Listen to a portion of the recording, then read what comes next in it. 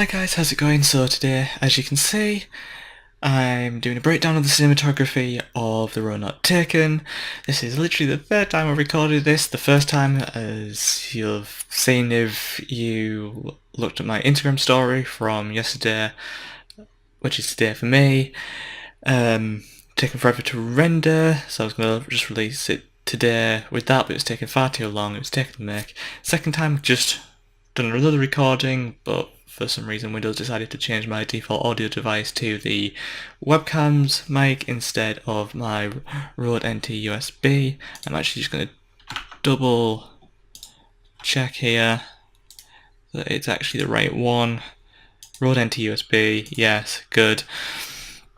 So that was an issue, so the sound did crap, so this is the third time, so I'm a little bit rushed with this, that is why. Let's go. I'm actually just going to skip forward to touch. So with this shot, we actually filmed this in a very cramped bathroom. And we had a light to my right, just out of frame, it's probably here. Me obviously with the camera, we had Mitchell with a boom pole, and Callum had to hide basically down in this corner, out of frame, to avoid being seen, because he was doing the slate. Excuse me, so there's four of us squashed into this tiny little bathroom. Oh, excuse me, which wasn't particularly pleasant. But we got the shot, so it's fine. I'm not going to break down every shot, I'm just going to go down some of the key ones, talk about it a bit. Hopefully not take too long.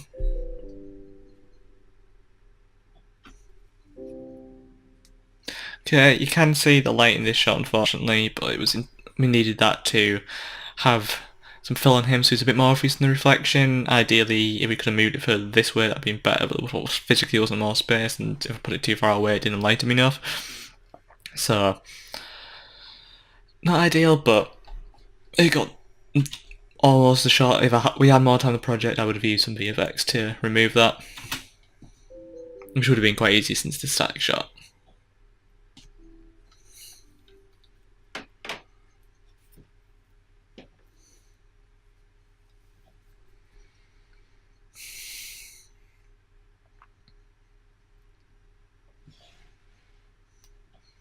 Do pay attention to the amount of movement when things are starting to get a bit worse. I introduced a little bit of handheld, a bit more shaky camera, but as a whole, when it's slowing up, which is happening towards the beginning of the film, it's a lot smoother, it's a lot more control movement on the glide cam like this, or locked off on a tripod because there isn't anything really bad happening, and with the utopian side, as you'll see in a minute, it's all nice and smooth, or locked off to try and avoid that, because it's slow, it's happy, I'm not necessarily happy on the utopian side, but it's not action-packed and stuff.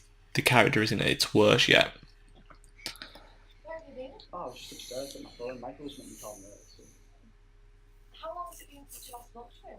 Almost a year. I mean, we've got kids and that now, so he's only like a year more, and he hasn't been fine. So these two shots were shot in the 25mm 1.7, f1.7 from Panasonic. Gorgeous little lens, as you can see, it's nice and sharp, good autofocus, and the f1.7 meant we didn't have to introduce too much extra light into this scene, so we didn't have to get any reflections on his glasses, which was excellent.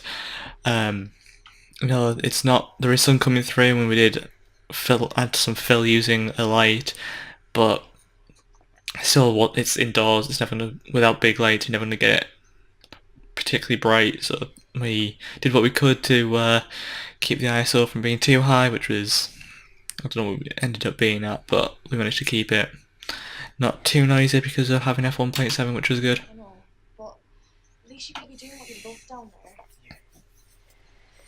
These shots we ended up having to put in, we just really wanted them in there. We messed about down here on the first day of filming, and it was just too pretty to not shoot down there, and it ended up making final film because of, like, it's calm, he's looking around the place that he lives before he goes off to uni. We felt it fit quite nicely.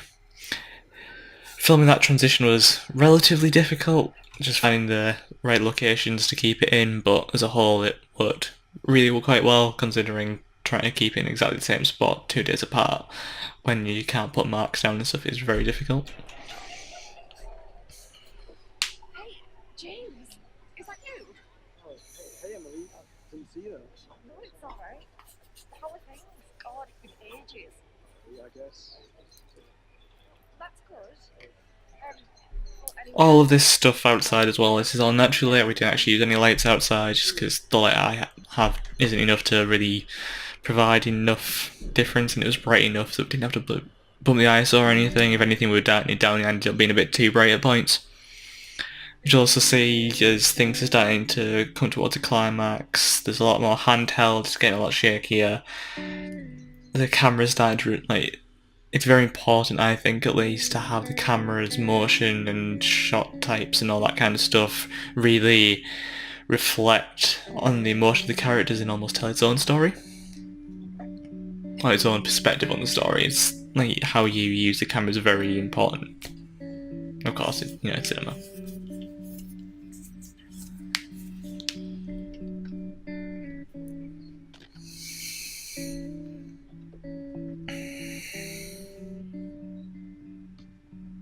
That fall actually happened. He did trip. That wasn't scripted. He legitimately tripped at the top of the stairs, and somehow, simultaneously, the quick release I used on top of the glide cam slipped and threw the balance off. So through the rest of the shot, I was fighting the glide cam, which you can kind of tell. Not loads, but you can still kind of tell.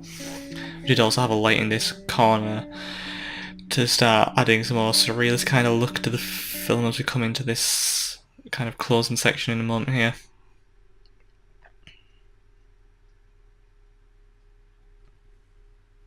You can see here we're having there isn't. It's meant to kind of change up and give it a bit of a strange feel as we come into this closing section with the mirror.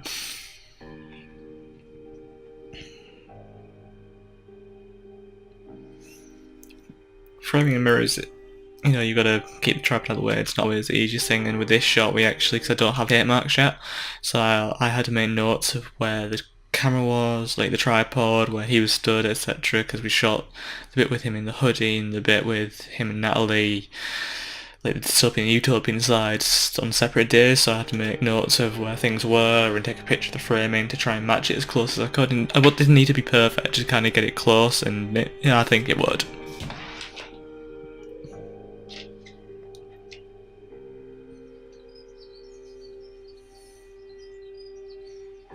With the lighting for this, I actually thought it looked quite nice. We shot through the banister that you could see in the shot just before this one, which I thought looked really quite nice. There's just like some more contrasty lighting for the end there.